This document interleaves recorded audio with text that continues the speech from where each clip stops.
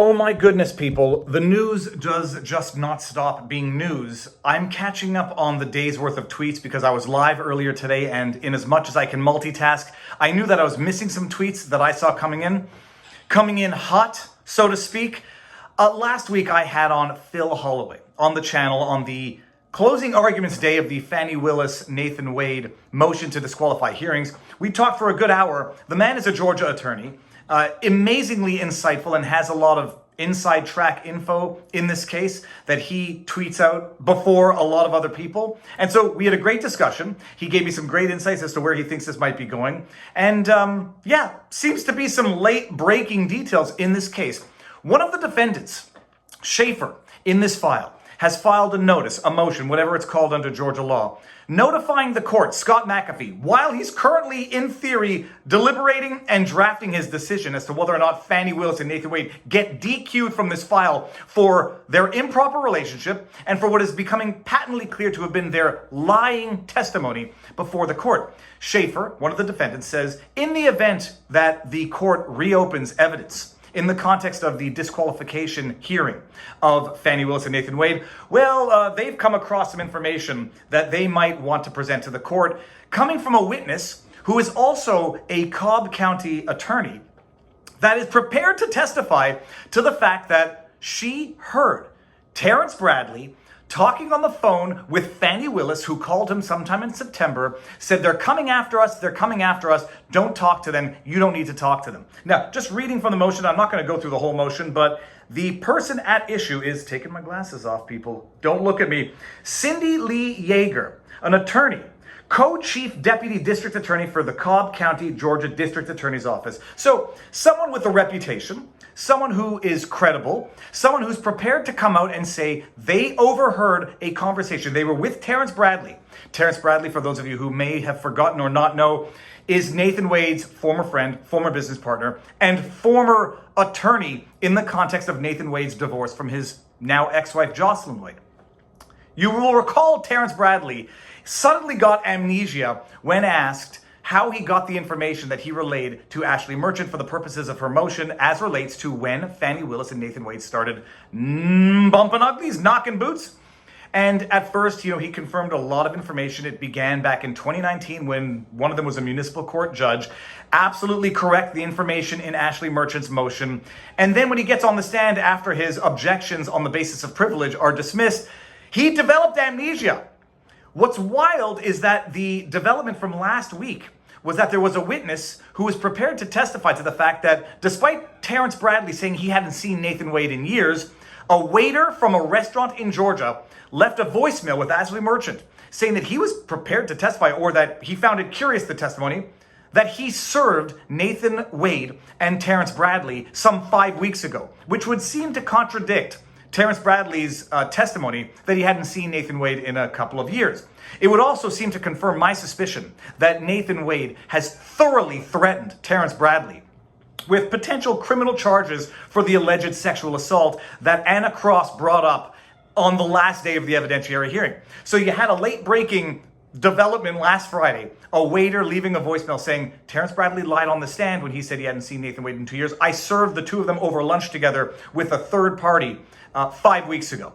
Now it seems that you got, what was her title again? The Cindy Lee Yeager, co-chief deputy attorney for Cobb County, coming out and saying, I was with Terrence Bradley when he got a call from Fani Willis in September 2023, overheard her saying on the phone, I guess she could hear through the phone, maybe Fani was screaming her Fani off, bada bing, bada boom. They're coming for us, don't talk to them.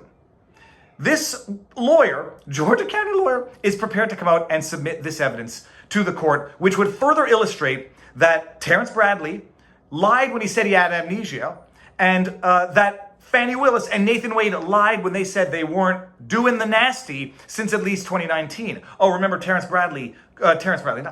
Nathan Wade couldn't do anything in 2020-21 because he was going through some procedure. Didn't mention what it was. Fani Willis came out and said, I'm not going to emasculate a black man, and then proceeded to emasculate a black man by suggesting he couldn't have gotten it up at that time of year anyhow because of the procedure, whatever.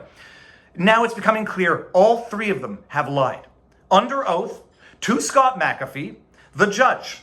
And This is the international mockery that was raised as the argument in closing arguments. Scott McAfee, you've got to boot these people from the file because they're making a mockery of the court. We are an international laughingstock. They lied. It's obvious they lied. Their defense is unsubstantiated and unsubstantiatable because how do you evidence untraceable cash reimbursements for gifts that you acknowledge you received? It's hitting the fan, knee. And above and beyond that, many of you may or may not know that a state investigation has been opened and Ashleigh Merchant has been subpoenaed to testify in the context of that state investigation, which was opened in January to investigate the alleged corruption. This is out of CNN, by the way. So you know stuff has gotten serious when CNN is needing to write on this to cover it, even though they, whitewash it and gloss it over. Georgia defense attorney subpoenaed to appear before state committee investigating Fulton County District Attorney Fani Willis. I said it properly that time. Fani. Defense attorney Ashleigh Merchant has been subpoenaed to appear before a Georgia State Senate committee hearing on Wednesday. This Wednesday, the day after tomorrow. Hearing on Wednesday as it investigates the actions of Fulton County District Attorney Fani Willis. Listen to this. Merchant confirmed to CNN that she had been subpoenaed for the hearing, which will be live streamed. You know what else is going to be live streamed?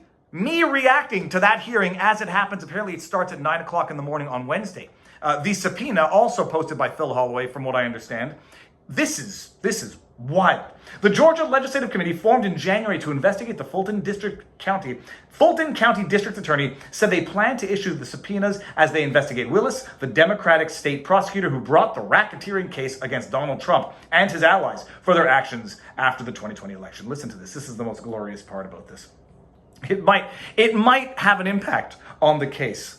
Cowsert said that the panel already has heard from whistleblowers, but did not elaborate on what information they provided. He said the committee intends to dig into any credible allegations, no matter how long the investigation takes. Hey, dudes, you got all your evidence already out there. You've now got Yurdi testifying under oath. Everyone knew this started in 2019. There were outward signs of this relationship in 2019. You got Terrence Bradley before he developed legal amnesia, confirming he was one of a few people to know when their relationship started, when one of them was a municipal judge. Now you've got Yeager, a Georgia attorney, coming out and apparently, according to this motion, prepared to confirm that she overheard them talking to each other and Fani Willis arguably, but I would say not arguably, pressuring Terrence Bradley to quickly forget that which he knew. So this is going to go down, and it's going to go down. Oh my goodness, the poo-poo is hitting the fanny, and it just won't stop. Wednesday, I will be live streaming this state investigation where Ashleigh Merchant has been subpoenaed to testify. It's going to be glorious. Something tells me Ashleigh is not going to duck out on her subpoena the way Fani Willis tried to duck out on hers. Something tells me that Ashleigh Merchant is not going to be reluctant to talk to the state, to divulge what she knows, how she knows it, where she got it from. And with this additional evidence that is now being offered to be presented in the event that Scott McAfee reopens the investigation, wild. Something tells me, however, that Scott McAfee is not going to reopen the evidence because he already has enough to disqualify Fani and Nathan from this case. But the disqualification, as far as I am predicting right now, is now only the beginning of Fani Willis's and Nathan Wade's problems. They're going to be investigated by the state. They're going to be, sought after by the bar. They're going to face disciplinary hearings, I predict, because this is too egregious. It's too in your face. So they're going to get DQ'd. I think there's going to be some state sanction, ethics sanctions, whatever. The bar of Georgia is going to look after them, look into them, and go after them. And the RICO case is going to dissolve into thin air because it was never any legitimate of a case to begin with. So all in the same day, people, SCOTUS comes down 9-0. Declaring that Trump cannot be removed from the ballot. You got the meltdown over there. The RICO case is evaporating, disintegrating in thin air. The corruption is being revealed in Georgia. The only people guilty of RICO crimes here, Fani Willis, Nathan Wade, and arguably a few others. RICO's dissolving. RICO's going to be destroyed. And I'm predicting it now as well. Leticia James is going to be facing some hot water in New York because there's been some great journalism discovering some creative spending of campaign finances from Leticia James for someone who wants to hold Trump's feet to the fire to an impossible standard, arguably, allegedly, potentially, and entirely probably spending campaign funds improperly, ghost donors, which are very suspicious, and I'm going to have Village Crazy Lady on tomorrow. As at the time of recording this, Village, VILLG Crazy Lady on Twitter, who is the journalist that discovered this. She did the legwork. She discovered this. We're going to put it on blast. She's going to be on live tomorrow. So stay tuned. The poo-poo is going to hit the Fani, and I hear a lot of noise in the other room. Go, like, share, subscribe. Viva Fry on Rumble, Viva Fry on Twitter, vivabarneslaw.locals.com, on our locals community, and I will see you all tomorrow, eagerly awaiting. Booyah.